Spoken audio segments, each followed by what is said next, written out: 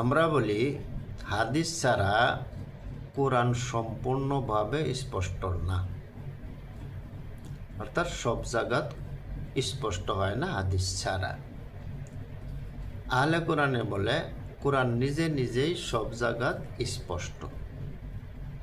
আমরা দলিল দিতেছি আজকে আপনাদের সম্মুখে সংক্ষেপে মাত্র 2টা দলিল যে কোরআন নিজে নিজে সব জায়গাত স্পষ্ট না, এটার দলিল দিতেছি। একটা হইল দেখেন আল্লাহ তাআলা বলছেন যে আউযু বিল্লাহি মিনাশ শাইতানির রাজিম, আকিমুস সালাহ ওয়া আতুস যাকাত, সালাত কায়েম করো, যাকাত দাও। এই যে সালাত কায়েম করো এতটুকু আল্লাহ তাআলা বলছেন। সালাত কি এটা আর স্পষ্ট আল্লাহ তাআলা করছেন না, এটা নবীর উপরে রাখছেন, নবীর জরিয়া আল্লাহ তাআলা এটারে স্পষ্ট করিয়া দিছেন। রাসূলুল্লাহ সাল্লাল্লাহু আলাইহি সাল্লাম মদিনার যুগে বিশেষ করিয়া জমাতের সহিত আদায় করিয়া জগৎকে দেখাইছেন যে এটার নাম সলাত। আর এই সলাতটাই পৃথিবীর সব জায়গাত ওইভাবে জমাতের সহিত চলতেছে।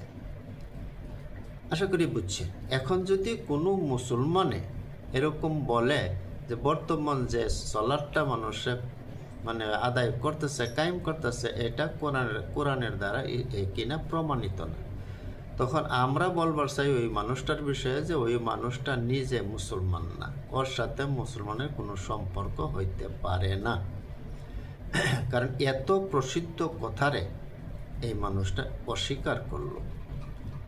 ওই হুজুরের জমানা হইতেই তো এই সলাটটা আসছে না, মানুষের নতুন করে কোনো কিছু এগুলো সৃষ্টি করছে না। এই একটা দলিল হলো। আরেকটা দলিল দেখেন, সূরা আনফালের 61 নম্বর আয়াত, ওয়াইন জানাহু লিসিলমে ফাজনাহ লাহা ওয়া তাওয়াক্কাল আলাল্লাহ। এখানে আল্লাহ তাআলা সংক্ষেপে বলছেন যদি তারা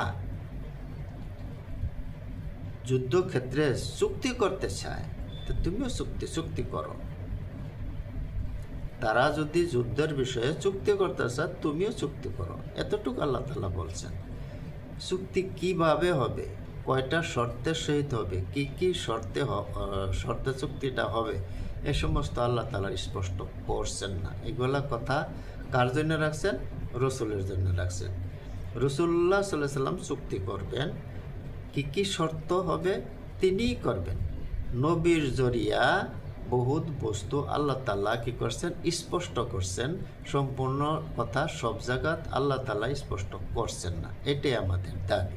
আশা করি 2টা দলিল আপনারা বুঝছেন যে এই সমস্ত জায়গাত আল্লাহ তাআলা সম্পূর্ণ স্পষ্ট করছেন না।